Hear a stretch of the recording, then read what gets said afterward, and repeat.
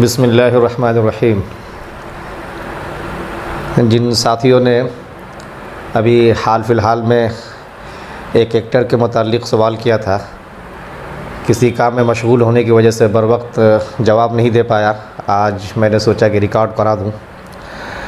दरअसल उस एक्टर बेचारे ने जिस दर्द का या कर्ब का इजहार किया है, उसकी क्या हकीकत है, क्या मानवियत है, क्या अहमियत है, कितना रिलेटिव है वो उनके बयान, और हिंदुस्तान के जिन मुसलमानों पे उन्होंने तंज़ किया है, कटाक्ष किया है, तबसरा किया है, उनके मुताल्लिक़ वो बेहतर तरीक़े से बता सकते हैं, वो बेहतर तरीक़े से जानते होंगे। मेरा सिर्फ़ यहाँ पे ये कहना है कि उन्होंने जो कहा कि ये बाइसे फ़िक्र है और एक तबका जो जश्न मना रहा है, उसको लेके काफ़ी जो उन्होंने एक अजीब व गरीब अफ़साना बना करके पेश किया है कि ऐसा हो जाएगा, वैसा हो जाएगा, और ये लोग वहशी हैं और ये लोग फिर वापस आ गए हैं, इनका टेक ओवर कर लेना ख़तरे की बात है। तो इन सब चीज़ों को अपनी जगह रहने दीजिए। हमें इनके अक़ल पे हंसी आती है।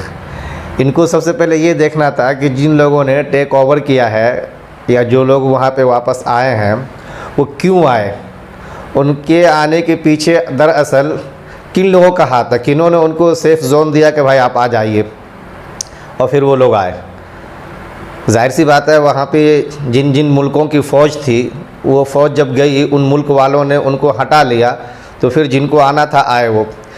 तो इनको चाहिए कि ये उन बेचारों को जो कुछ कहना था कहते। जो लोग वहाँ से गए, इनके लिए खाली जगह छोड़ दिया, फिर इन्होंने आकर के उस खाली जगह को पूर किया, क्योंकि दुनिया में तो कहीं खला है नहीं, उसको तो पूर होना ही होना है। ये उनको कुछ नहीं कह सकते, उन्हें वहशी नहीं कह सकते, जिन्होंने 20 साल के अंदर ना जाने कितने लाखों लाख निहत्ते मासूम शहरियों को दरगोर कर दिया, उनसे ज़िंदगियां छीन ली, कितनों को अपाहज कर दिया। और नौकरियों का सवाल और घर मकान के तबाही का सवाल तो खैर उठाना ही नहीं है, ये तो ऑब्वियसली हुआ ही होगा वहाँ पे। उनको वहशी नहीं कह रहे हैं ये, लेकिन जो लोग आए हैं उनके ऊपर बरस रहे हैं।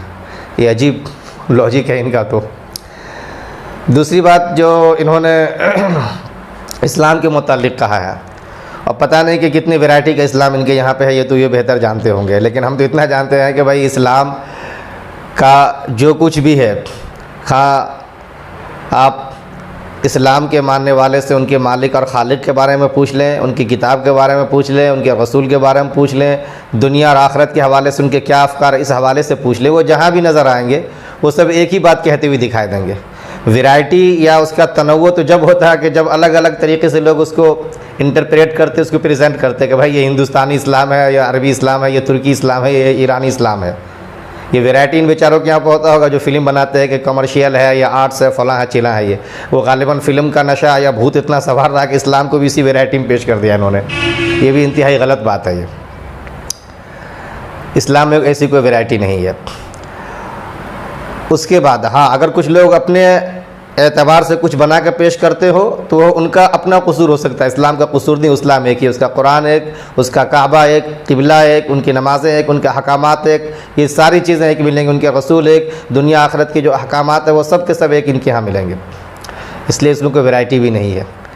तीसरी बात जो उन्होंने गालिब के हवाले से कही, गालिब ने इन्हीं के मुताल्लिक़ ऐसा लगता कहा होगा कि ये मसाइल तसव्वुफ़ और तेरा बयान गालिब, तुझे हम वली समझते जो ना बादाखार होता। बादाखार किसे कहते हैं?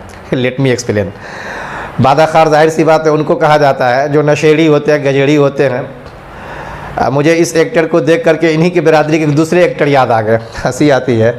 अनुपम खेर नाम है गालिबन उनका। पिछले साल ही उस पर किसी बात को लेकर बरसे होंगे। उनका यूट्यूब पे या दीगर जगह पे देखेंगे, वीडियो पड़ा होगा। उन्होंने इन्हीं एक्टर को, नसरुद्दीन शाह नाम है गालिबन इनका, इनको मुखातब करके कहा कि आपने मुझे ये कहा वो कहा, यह आपका कसूर नहीं है, बल्कि आप बरसों से जिन पदार्थ का सेवन करते आ रहे हैं उनका कसूर है। अब कौन से पदार्थ का ये सेवन करते हैं वो आप अच्छी तरीके से जान गए होंगे।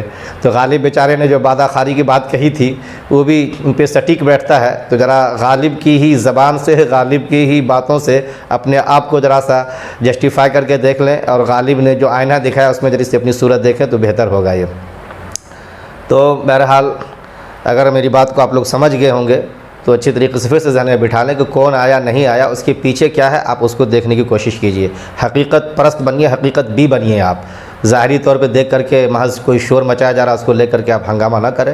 और आपने कहा कि जो जश्न मना रहे, हमें तो नहीं लगता किसने जश्न मनाया नहीं मनाया, लेकिन हाँ आपके बयान से मीडिया में एक जश्न का माहौल ज़रूर बन गया। आपने देखा होगा 4-5 दिन पहले जब इस बेचारे ने अपना बयान दिया था तो लोग स्ट्रीम मीडिया के अंदर उसको दिखा रहे हैं बार बार, और उसी को कह लीजिए कि प्राइम टाइम के तौर पर भी चलाया जा रहा था, हर जगह वो उनकी बातें चल रही थी।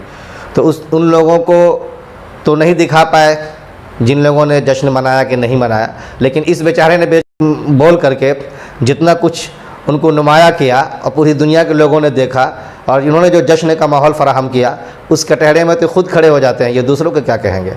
और उसके बाद इस्लाम के अंदर वैरायटी के हवाले से इंतहाई बकवास बातें हैं इनकी।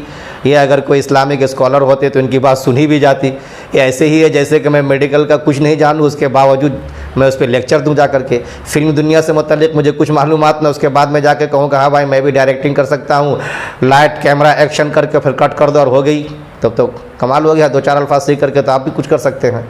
तो आप ना तो उस दुनिया के कोई ऐसे स्कॉलर हैं जो ऐसी बात कह सकते हैं और आपकी बात को सुनी जाए, ना सुननी चाहिए ऐसे लोगों की बातों को। गालिब के हवाले से जो बातें इन्होंने कही है, गालिब ने दूसरा जो अंदाज़ पेश किया, और इनके हवाले से जो इन्हीं के बरादरी के अनुपम खेर ने जो कुछ कहा उस हवाले से भी इनको सुन लें, समझ लें। तो इनका जो कुछ भी दायरा है, इनका जो कुछ भी हुदूद अरबा है, जो इनका सर्किल है, जो इनका अपना एक कैरेक्टर का सारा एक सिनेरियो बना के देता है, वो हम सब बहुत अच्छे अंदाज से समझ लेंगे। तो आप उनको इतना सीरियसली न लें। आने वाले आएंगे, बोलने वाले बोलते रहेंगे। ये मुल्कों का मामला है। एक मुल्क दूसरे मुल्क से अपना कैसा ताल्लुकात उस्तवार रखते हैं, क्या उनके रिलेशनशिप बनते हैं, ये मुल्कों के जो लोग चलाते हैं, जो उस वक्त के अपने अपने मफाद देखे जाते हैं, अपने फ़ायदे देखे जाते हैं, नुकसानात देखे जाते हैं, उसको देख करके बाज़ाब्ता आला कमान हाई कमान जो लोग होते हैं, सरकार जो होती है, वो बेहतर तरीके से अपने रिलेशन बनाती है, उस पर सोचती है, उस पर इक़दाम करती है। इसमें हर अरे गैरों को पढ़ने की कोई ज़रूरत ही नहीं, इस पर कोई बात करने की ज़रूरत ही नहीं है। जज़ाकल्लाह, शुक्रान जज़ीला।